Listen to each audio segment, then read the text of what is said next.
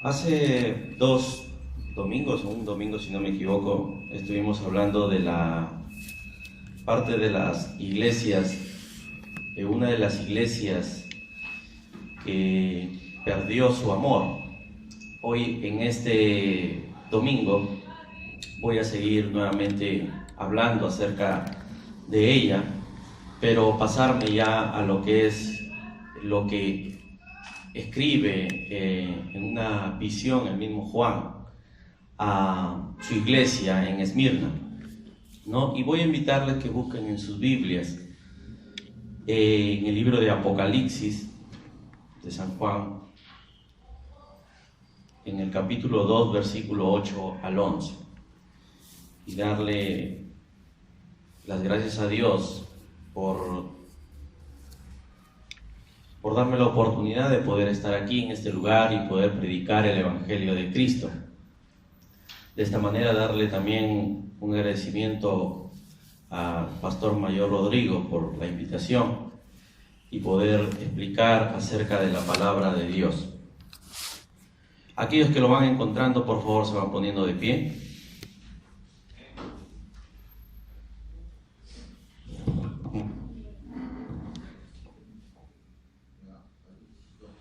Apocalipsis capítulo 2, versículo del 8 al 11.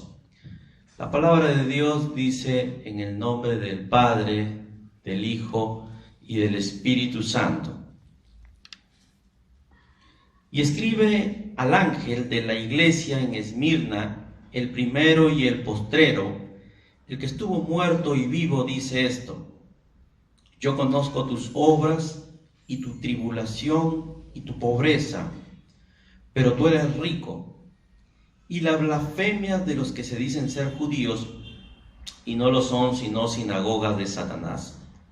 No temas en nada lo que vas a padecer.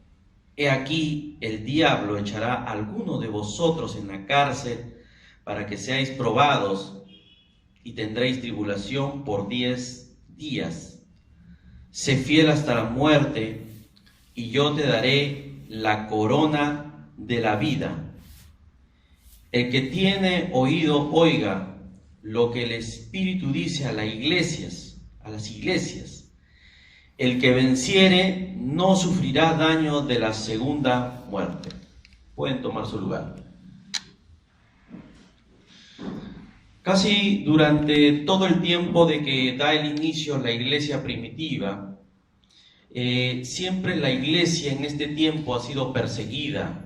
Siempre en este tiempo y en tiempos pasados, y cuando se inició la iglesia primitiva por medio de los apóstoles, al mando de Pedro, se dio inicio de que el primer mártir fue el considerado Esteban.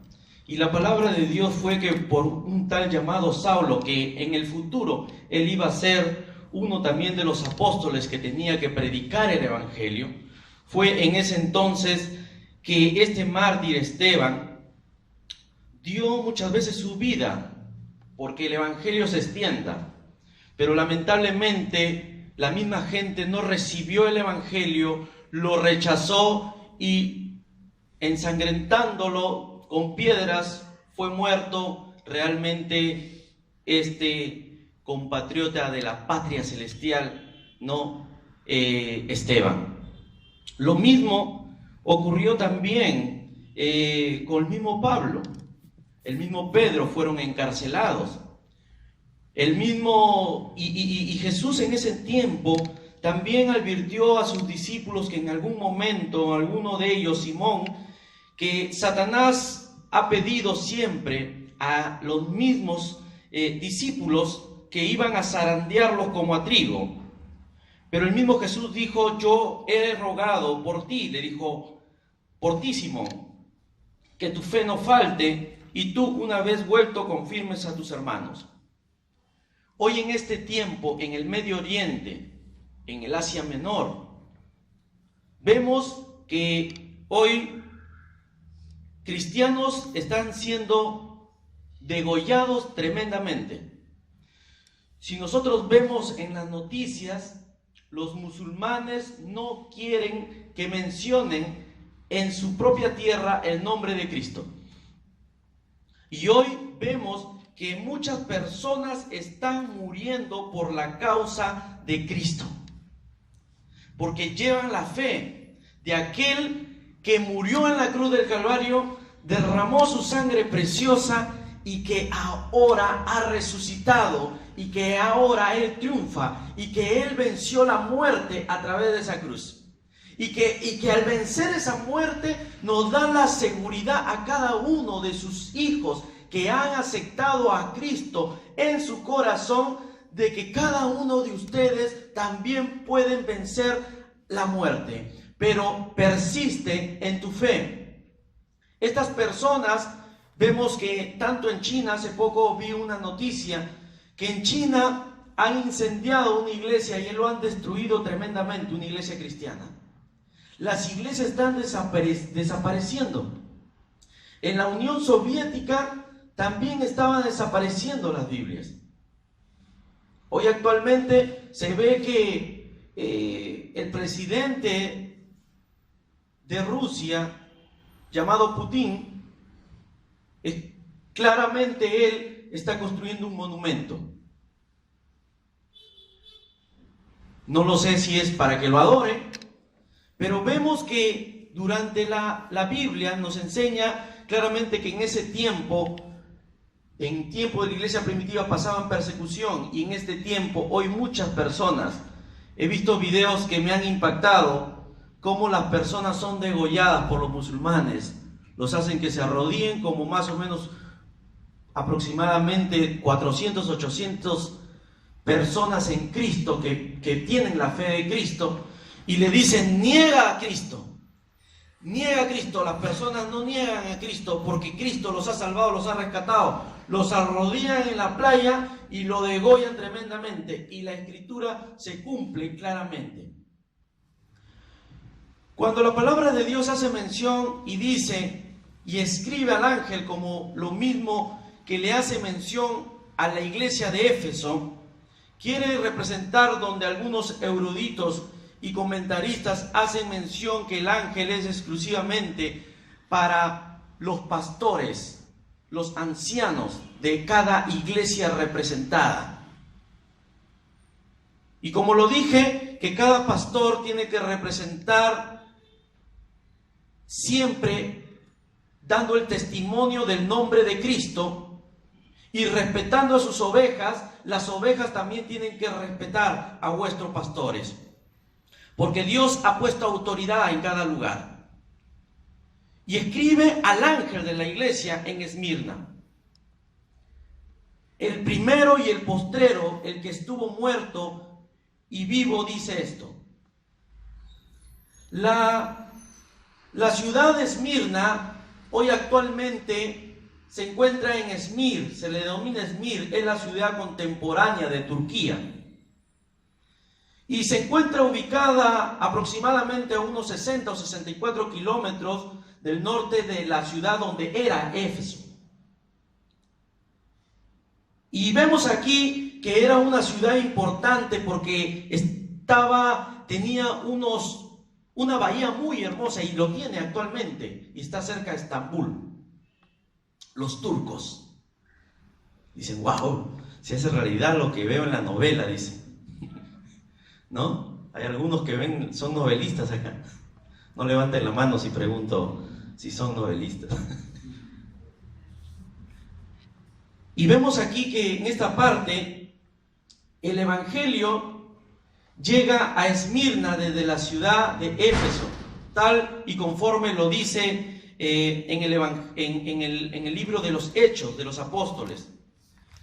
En el capítulo 19 vemos que no enfatiza claramente, pero si estaba cerca a Éfeso, nos damos cuenta de que la palabra de Dios había sido infundida también en esta ciudad de Esmirna en ese tiempo. ¿Por qué? Porque Pablo estuvo 2 años predicando la palabra de Dios a los de Asia, a los judíos y a los griegos.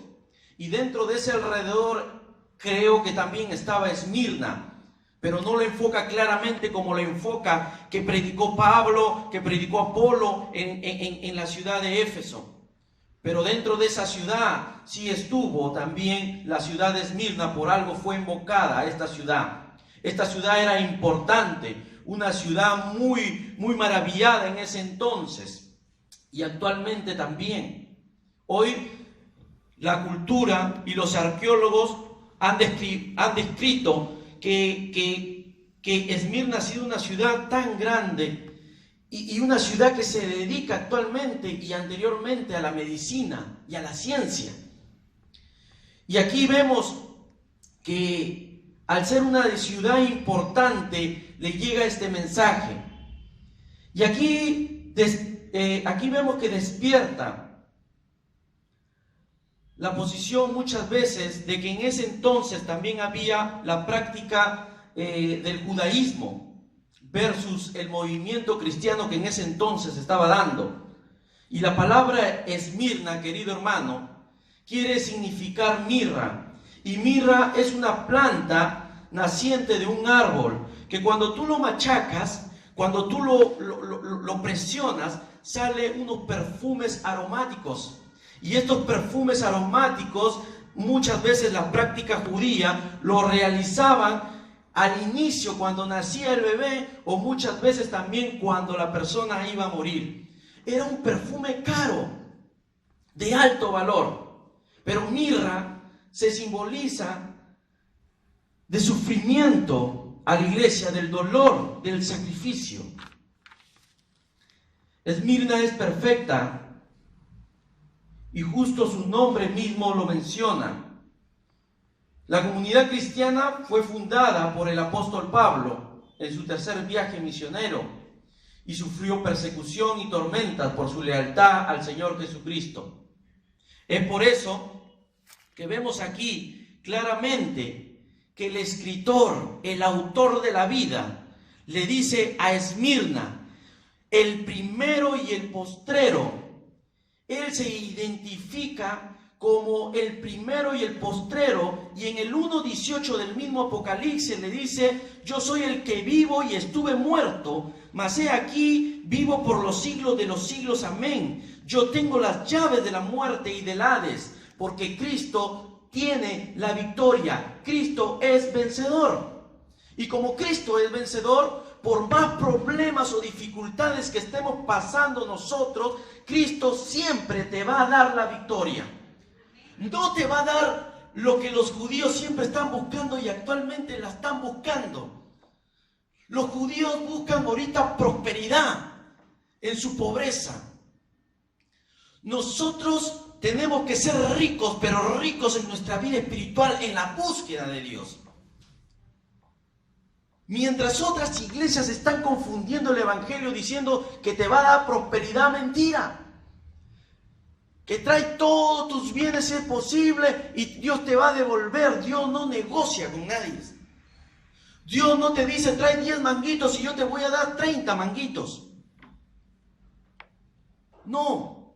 Hoy las iglesias usan esos términos y está totalmente equivocado con el falso mensaje de la prosperidad. Y siempre voy a reiterar por un punto de que Cristo no vino para enriquecerse.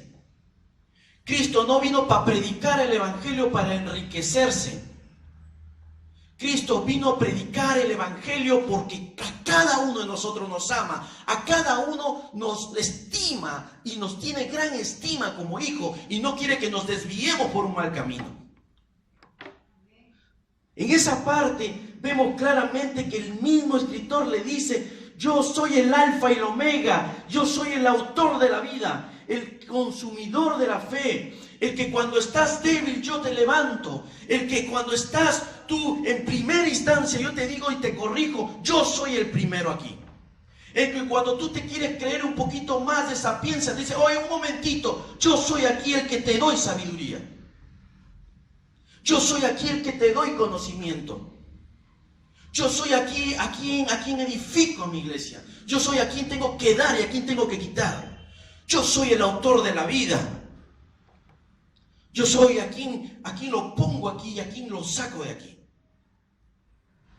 Él sabe perfectamente. Y Él escribe, dice, claramente, el mismo escritor, el mismo autor, porque Él dice que estuvo muerto, y muerto del griego en genetonekos, que significa que fue asesinado y muerto por mano ajena, siendo asesinado, y vive, y ciertamente fue asesinado por mano de pecadores, pero Él vive, Él venció a la muerte, y Él te habla claramente que cuando tú persistas en tu fe y algún día llegues a morir, Él te dice: yo te voy a dar la victoria y la corona de la vida. No importa las circunstancias que pueda pasar una iglesia, no importa las dificultades que pueden ocurrir, porque Él lo sabe perfectamente. Y cuando claramente le dice al mismo mensaje, le dice a Esmirna: yo conozco tus obras. Y cada iglesia que representa las 7 iglesias, lo mismo le dijo a Efeso: yo conozco tus obras, las conozco perfectamente, hermano mío. Él conoce quién es quién dentro de la iglesia y quién no es quién. Él conoce realmente quién es el hermano o la hermana que quiere hacer caer al otro hermano o a la otra hermana. El mismo Jesús sabe perfectamente quiénes son las personas que quieren manchar el nombre de Cristo.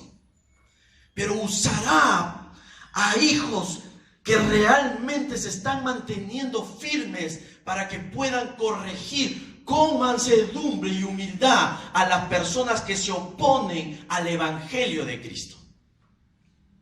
Si tu esposo se está oponiendo al Evangelio de Cristo, tú no puedes ir con violencia, porque le estarías demostrando violencia a tu esposo o a tu esposa. Tienes que saber ganarle a tu esposa con amor, con atención, con paciencia, con mansedumbre en medio de las pruebas y las tribulaciones. Cuando tu hijo esté en el pecado o se enredó en el mundo que está ahorita actualmente tan corrupto y que cualquier persona puede ser atrapada cuando está débil en la fe, cada líder, cada persona que estamos estando bien en los caminos de Dios, tenemos la obligación de animarlo a esa persona y ayudarlo a levantarlo. No podemos estar juzgando a las personas que decaen. Tenemos que ayudar a levantarlo. Pero ¿qué pasa en las iglesias hoy en este tiempo? Lo único que hacen es murmurar y destruir las iglesias hoy en este tiempo. Tenemos que hoy día ver cuando el mismo Jesús dice: yo conozco, Esmirna, tus obras y tu tribulación. Y él mismo dice: el que estuvo muerto y vive, dice estas cosas. Cristo dice a la iglesia de Esmirna, da a entender quién es Él, y Él tiene el poder sobre la muerte. Y aquí me maravillo tremendamente, porque Esmirna significa, como te dije al inicio, significa que iba a ser una iglesia sufriente, una iglesia que iba a padecer persecución, que va a ser vituperiada, que va a ser insultada en muchas oportunidades. Te van a escupir por causa del Evangelio. Incluso se van a oponer de tu misma familia por causa del Evangelio. ¿Y cómo reaccionar frente a ella? Sin embargo, tú tienes que ser manso y humilde de corazón y pedirle la sabiduría de Dios para que Dios te dé palabra viva y eficaz que tú puedas contrarrestar a cualquiera que se opone en el Evangelio. No con actos delincuenciales, no con actos de proclamación realmente de violencia.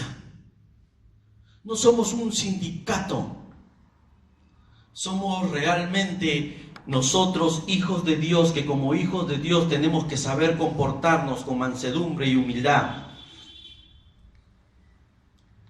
Hoy en este tiempo vemos muchas injusticias a través de las personas que están siguiendo el Evangelio. Hay muchas personas que mueren por causa del Evangelio. Y déjame decirte que no te sorprendas si algún momento va a llegar en el Perú. No te sorprendas si un musulmán viene a instalar acá en el Perú su mezquita. y empieza a oponerse a tu creencia en Cristo Jesús, no te sorprendas. No te sorprendas que los musulmanes empiecen a crecer y empiecen a colocar sus mezquitas en todo el mundo. No te sorprendas. No te sorprendas que en gran manera quedarán por medio de nuestras autoridades, que irá de mal en mal y de peor en peor, porque no se van a someter a los estatutos y a los decretos que la palabra de Dios lo menciona. Se van a rebelar en contra de ello. Y cuando se van a rebelar en contra de ella o de ello, de esos decretos, de esas escrituras que son tan sabias, que son consejos sabios de Dios, no te sorprendas que luego se opongan contra ti y hasta te boten de tu trabajo. No te sorprendas que ocurra eso. Mas tú permanece firme, mas tú permanece fiel. En esta parte en esta ciudad hubo un hombre llamado Policarpio, un obispo cristiano en Esmirna en ese entonces, y este hombre fue sacrificado en una hoguera por Roma, aproximadamente en los años 155, 156. Y esto ocurrió porque él se negó en ese tiempo el adorar a César de Roma. Y él dijo, yo no voy a negar. Y estaba ahí delante de mucha gente. Y lo querían crucificar, le querían poner clavos, todo. Lo querían torturar. Lo querían maltratar. Pero en esa parte, él dijo, yo prefiero ser muerto en una hoguera. Y Policarpio ve claramente que él no podía negar a aquel que lo había salvado, a aquel que lo había rescatado, y que en medio de las tormentas, en medio de las tribulaciones, Dios estaba con él en todo momento. Y cuando tú estés pasando tormentas o dificultades en tu vida, sea cual sea la situación, Dios está con cada uno de ustedes. Dios está acompañándolos, porque Él mismo lo dice en Mateo 28, claramente lo habla. Dice, no temas porque yo estoy contigo a donde quiera que vayas y estaré contigo hasta el fin de este mundo. La historia relata que el proconsol de Roma ordenó a Policarpio negar a Cristo, y Policarpio claramente le contestó, hace 86 años les sirvo y ningún daño he recibido del Señor, nuestro Señor Jesucristo. ¿Cómo puedo maldecir de mi Rey de Reyes que me ha salvado? ¿Cómo puedo maldecir de aquel que me ha rescatado, de aquel que ha estado conmigo? El mismo Policarpio, la misma gente en ese entonces trajo la leña y prendieron fuego. Algunos libros que he podido estudiar referente a Policarpio mencionan que ocurrió un milagro porque la llama no lo quemó. Pero llega un momento que fue introducida una lanza por uno de los moradores que estaban en ese lugar. Y fue muerto y fue incendiado, fue en tal sentido muerto en esta hoguera que la habían preparado estas mismas personas de la ciudad de Esmirna.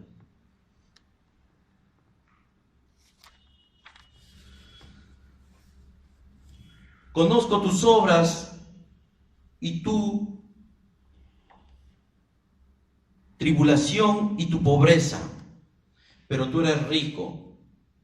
Cristo conoce las obras de su iglesia, como les dije. Él sabe quién es quién y quién no es quién, y sabe de su tribulación, y sabe de la opresión que tiene esta iglesia en ese entonces, que del griego es tilixis, que significa presión, aflicción, angustia, persecución o problema. Y da a conocer aquí su pobreza. Y en el griego nos enseña que es tokeian, que significa suma pobreza. Aquí vemos que los estatus de la iglesia de Esmirna era una iglesia que los creyentes eran pobres.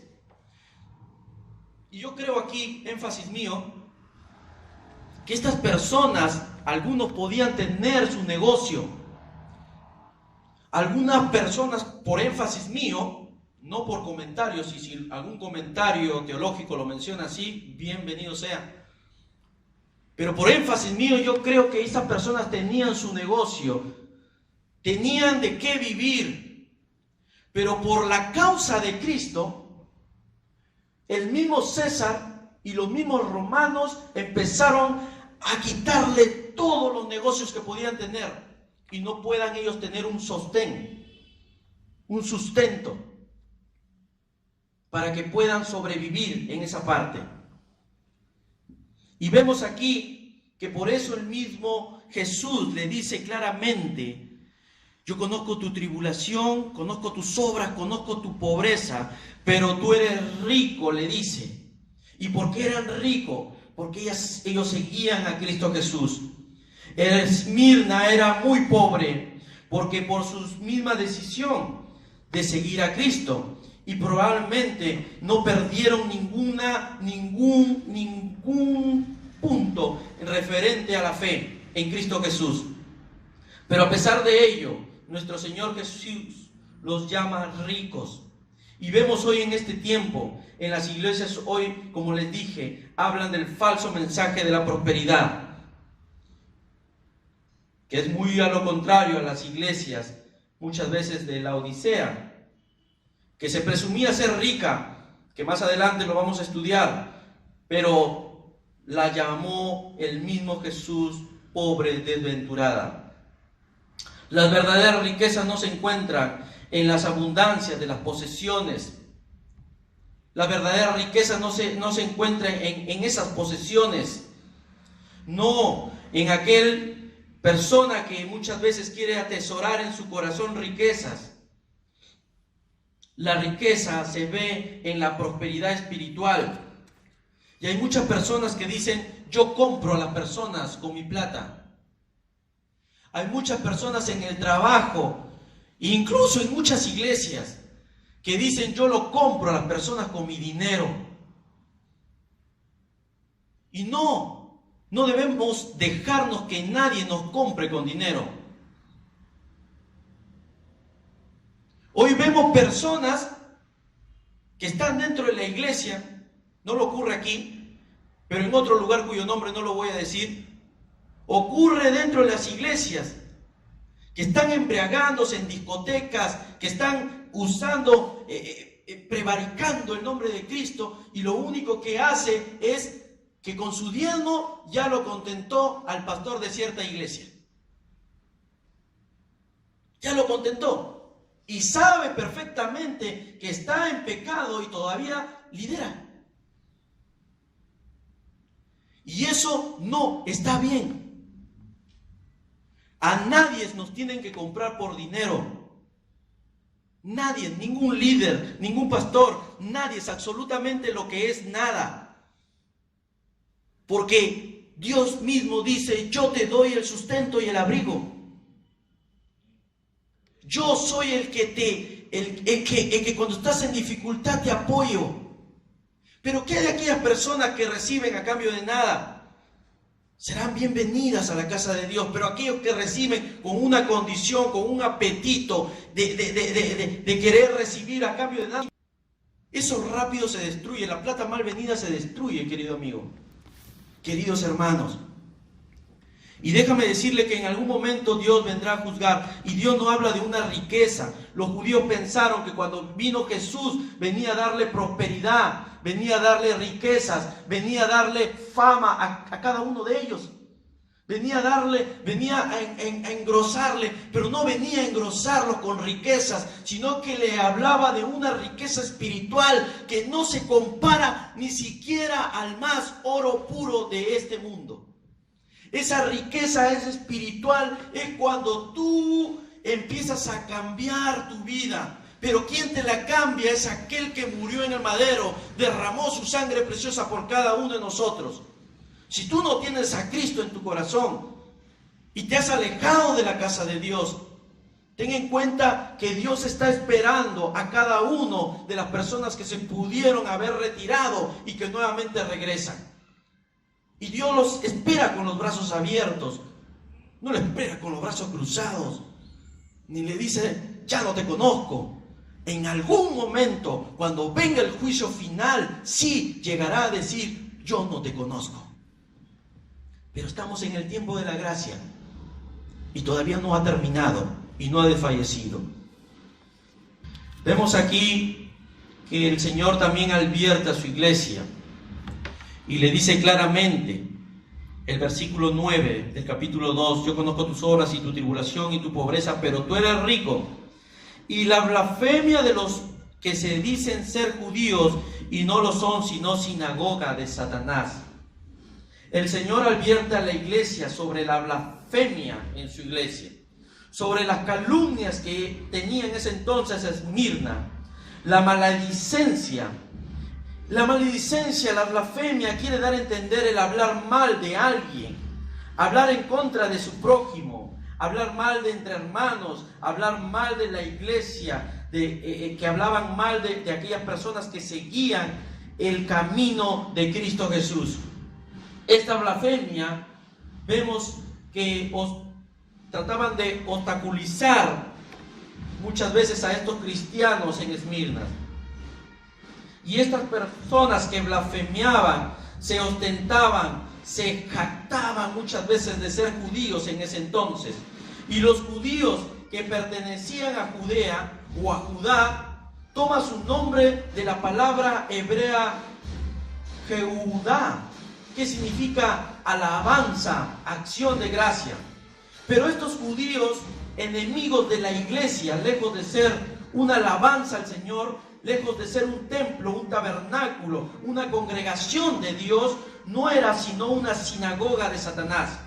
Estos judíos eran enemigos de la iglesia de Cristo. Estos judíos muchas veces se aliaron a Roma para acusar y denunciar en tal sentido a los seguidores que seguían, vale la redundancia, a Cristo Jesús. El mismo Señor Jesús los llamó hijos del diablo a estos judíos. En Juan 8:44, vosotros, le dijo, sois de vuestro padre el diablo, y los deseos de vuestro padre queréis hacer, donde ellos afirmaban seguir al hijo del padre, ser hijo del padre Abraham. El mandato, no temas en nada. La iglesia padece persecución.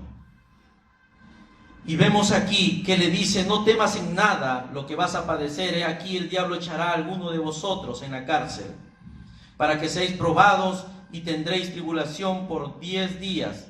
Sé fiel hasta la muerte y yo te daré la corona de la vida.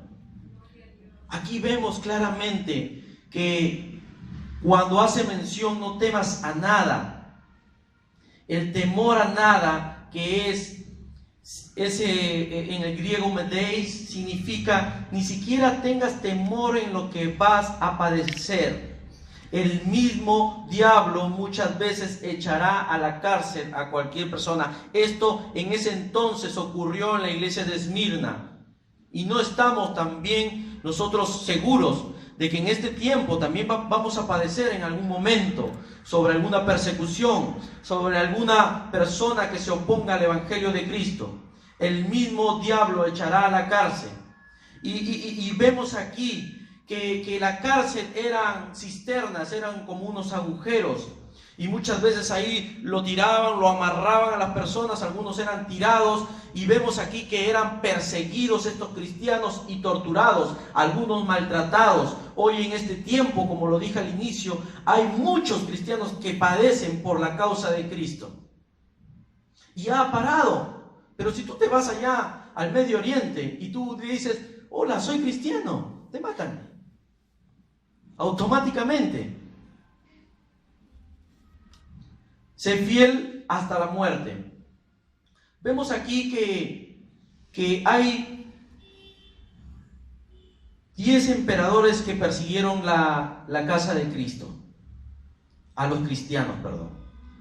Fue Nerón, Domiciano, Trajano, Antoninus, Severo, Maximiliano, Decio, Valeriano, Aurelimo, Diocleciano. Y Diocleciano fue el que 10 años estuvo realmente, tomó su reinado y persiguió a la iglesia de Cristo, persiguió a los cristianos hasta verlos muertos. En ese entonces, una de las más sangrientas que pudo haber calculado exactamente, murieron en un aproximado en 2 décadas. Algunos cristianos fueron en la primera década 1500 cristianos que murieron. Y en otra de ellas, la persecución fue tan tajante que también en otra década murieron 800 cristianos. Hoy en este tiempo no sé cuántos cristianos están muriendo en el Medio Oriente, pero la iglesia claramente de Esmirna padeció tribulación, padeció persecución, y hay muchas personas que hoy en este tiempo padecemos algunas dificultades. Hay personas que padecemos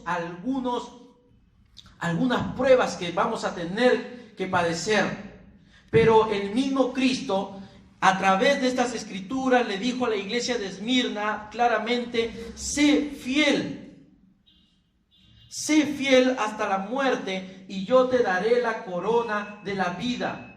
Después de pasar tantas pruebas, muchas veces las personas que pasamos pruebas, pasamos dificultades, muchas veces algunas personas reniegan de Dios y mencionan y dicen: ¿por qué me quitaste ese trabajo?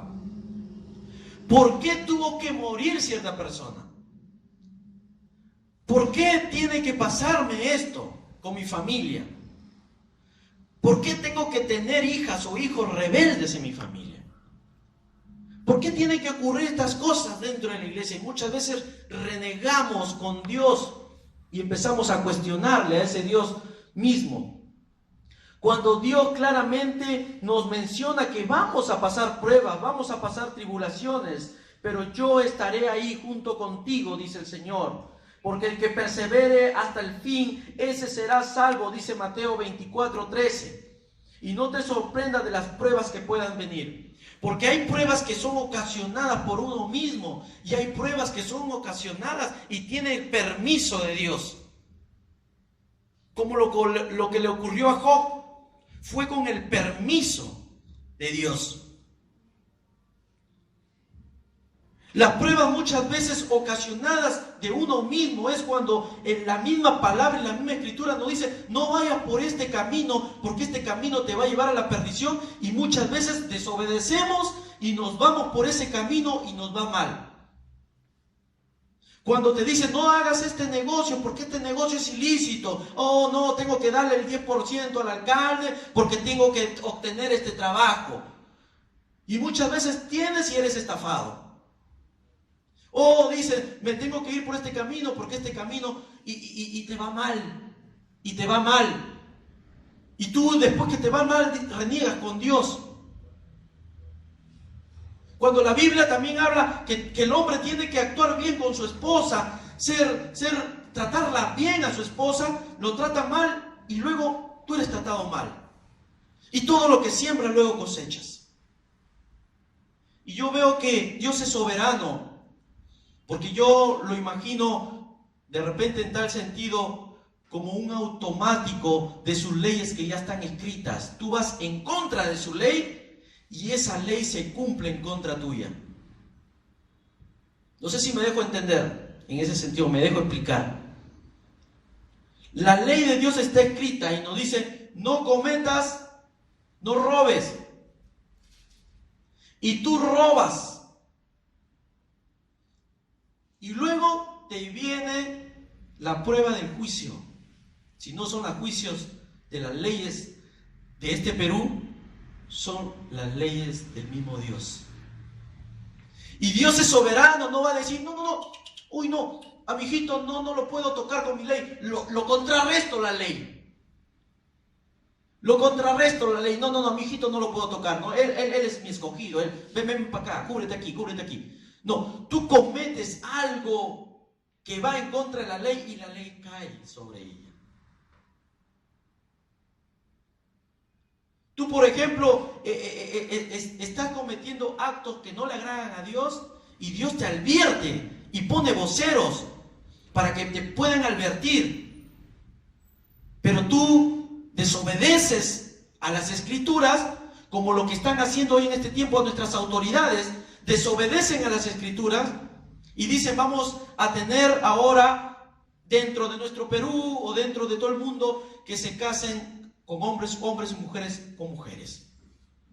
Esa actitud soberbica de los presidentes y de las autoridades se están rebelando contra Dios. Entonces, ¿qué hacen? La misma ley cae sobre ellos. Oh, ¿por qué estoy siendo probado? ¿Por qué hay terremotos? ¿Por qué hay esta cosa? La misma ley cae sobre ellos. Ananías y Zafira ocurrió lo mismo. Ananías y Zafira hicieron un desorden administrativo, que era la plata de Dios. Inmediatamente, por obra, dicen, del Espíritu Santo, cayeron muertos. Los líderes se levantan contra sus líderes, las pequeñas ciudades en ese entonces, no recuerdo en este entonces qué era, pero en el tiempo de Moisés se les revelan a Moisés y son tragados por la tierra.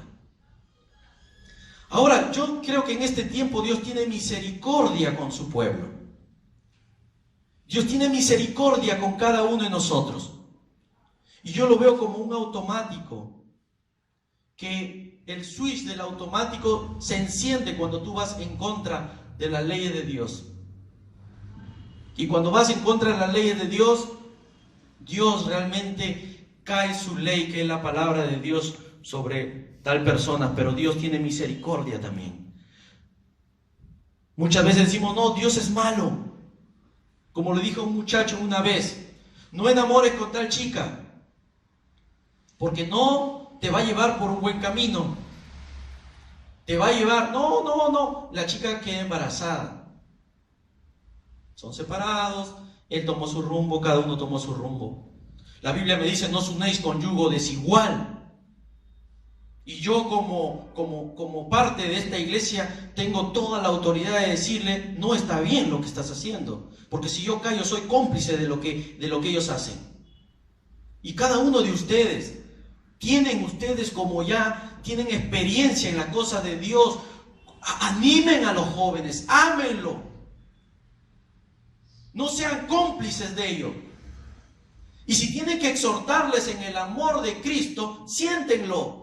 Siéntense ahí, ven para acá, joven, ven para acá, siéntate aquí, te voy a hablar de algo.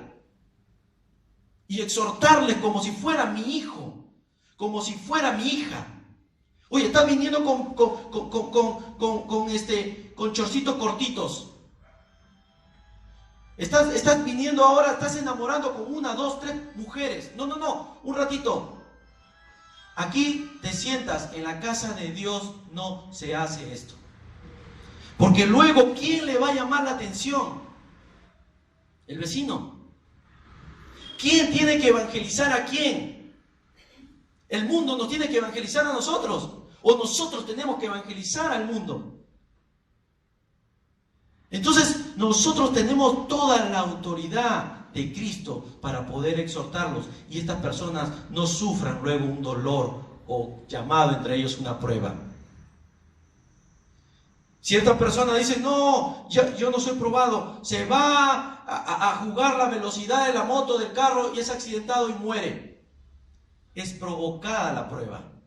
Su prueba de él mismo lo provocó él mismo. Pero las otras pruebas que te hablo son persecución. Vienen muchas veces con el permiso de Dios para probar vuestra fe, para probar y alentarte en tal sentido, porque Él mismo nos alienta, Él mismo nos anima, Él mismo nos protege en todo momento. Pero cuando tú estás dentro de las cosas de Dios. La palabra de Dios también habla claramente, y con esto estoy ya finalizando. Yo te daré la corona de la vida. Y cuando habla de la corona de la vida, quiere decir en Efesios 2, 8, 9, que Él nos va a dar la vida eterna, porque la vida eterna es un don de Dios. Y los creyentes de Esmirna estaban en este entonces acostumbrados a ver ciertas coronas de laureles. Y los vencedores en dicha prueba atlética que tenían, ellos que corrían en el estadio recibían esta corona de laureles. Pero Cristo tiene determinada una corona para vencer, ¿no? Para vencer en el estadio de la vida y de la carrera de tu testimonio. La herencia está reservada para que el que venciera. Y en 1 Pedro 1, 4, 5 habla claramente que la herencia es reservada en el cielo. Y era una herencia incorruptible, incontaminada. Y en esta parte, nosotros día a día, como herederos de Dios y coherederos en Cristo Jesús, recibiremos la recompensa. Tienes que tener seguro que el mismo Jesús habla con palabras sabias también a esta iglesia y le dice: yo he muerto y ahora estoy vivo. Y sabía claramente que al hablar que yo era muerto y ahora estoy vivo, sabía de lo que le iba a hablar, que era una iglesia que estaba siendo perseguida, que estaba siendo atormentada. Hay muchas personas que pueden atormentar a las iglesias. Pero vemos aquí que nosotros debemos seguir el galardón de Cristo. Él mismo prometió: lo que hayan muerto por el testimonio de la fe recibirán una corona de vida. Con esto finalizo Apocalipsis capítulo 22, versículo 12. Dice: he aquí yo vengo pronto, y mi galardón contigo, para recompensar a cada uno según sea su obra. Pero eso va a ocurrir siempre y cuando que permanezcas en la fe en Cristo Jesús hasta el fin de tus días. Aunque la muerte muchas veces, en algunas ocasiones o en otros lugares, sea violenta, recibirá la victoria, que es la vida eterna. La apelación a la promesa, que es al que venciera. Claramente Él nos enfoca que no sufriremos daño a la segunda muerte, y los vencedores seremos aquellos verdaderos creyentes. El creyente que es verdadero será vencedor cuando está en Cristo Jesús, y que cuando se identifica como el cristiano verdadero, cuando identifica que a Cristo lo lleva en su corazón. El cristiano verdadero tiene que llevarlo a Cristo a todo lugar, en todo momento, en todo trayecto de su vida, en su trabajo, en cualquier lugar. Tiene que identificarse que lleva a Cristo, no tiene por qué avergonzarse. Y como cristiano que tiene que identificarse, tiene que hacer las cosas honorables, las cosas que realmente nos demuestre con nuestro buen testimonio que somos verdaderos cristianos. Y el sustantivo muerte y el adjetivo segunda habla exclusivamente de la muerte eterna que se desarrollará en algún momento en el lago del fuego. Esto casi es al final de los tiempos, cuando Jesús, a través de su autoridad, venga a juzgar a los muertos. Apocalipsis 20:14 habla claramente y dice: y la muerte y el Hades fueron lanzados al lago de fuego. Esta es la muerte segunda, y el que no se halló inscrito en el libro de la vida fue lanzado al lago de fuego. Fue lanzado al lago de fuego. Déjame decirte, querido hermano, si tú estás pasando problemas o dificultades en tu casa por tu fe en Cristo Jesús, yo te animo a que te mantengas fiel en Cristo Jesús.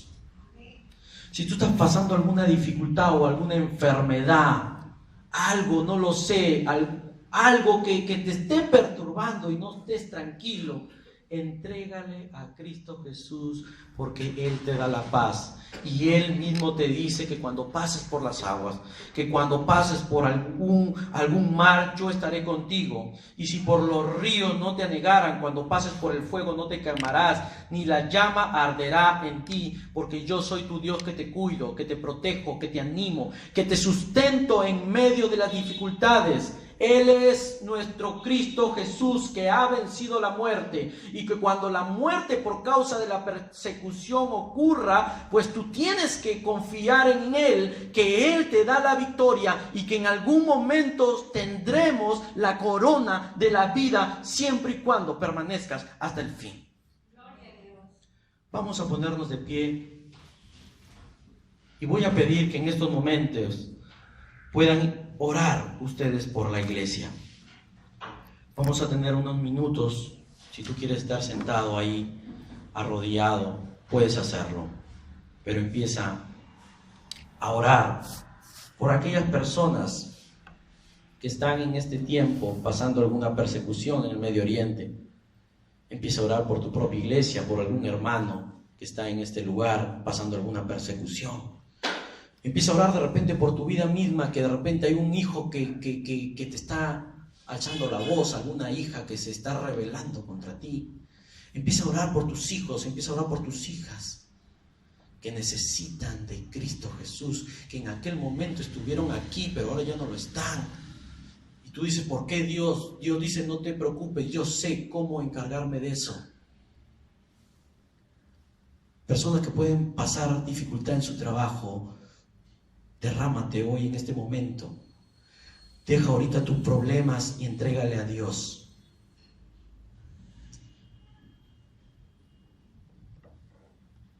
Señor Dios Padre Santo, gracias te damos, Señor Jesús, porque tú nos enseñas a través de tu palabra que la iglesia Esmirna padeció muchas dificultades. Fue una iglesia pobre, pero fue rica en espíritu. Y queremos que tú nos sigas enriqueciendo en tu palabra, en tus consejos sabios que están en la Biblia, para que tú nos des sabiduría y cuando una persona se oponga frente a ella, sea nuestra esposa, sea nuestro esposo, sean nuestros hijos, nuestras hijas, o en el lugar donde trabajamos, o algún familiar lejano, tú nos des paciencia para poder hablarles de ti.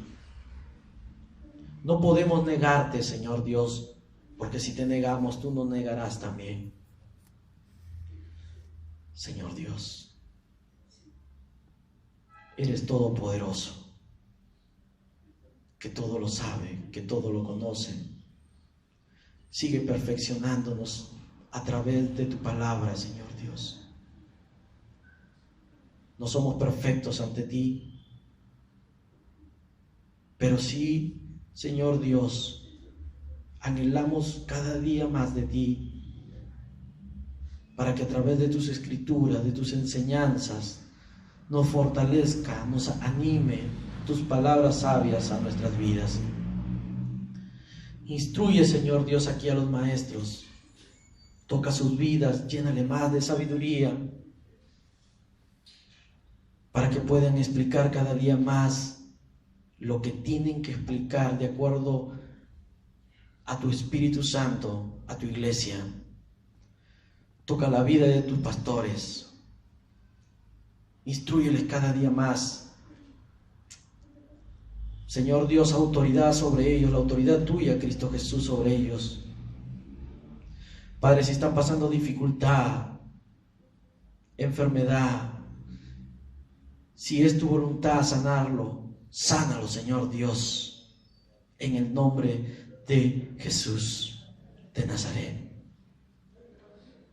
Padre Santo, hágase tu voluntad aquí en la tierra y aquí en el cielo, lo que tú tienes para con tu iglesia.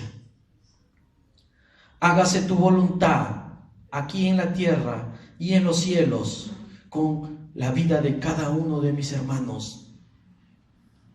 Hágase tu voluntad, lo que tienes que hacer con cada uno de nosotros. Mas cuídanos, protégenos y capacítanos día a día en tu palabra. Protege a todos mis hermanos de esta iglesia. En el nombre de Jesús. Amén. Dios pueda bendecirles. Y bríndale un fuerte aplauso a ese Rey de Reyes.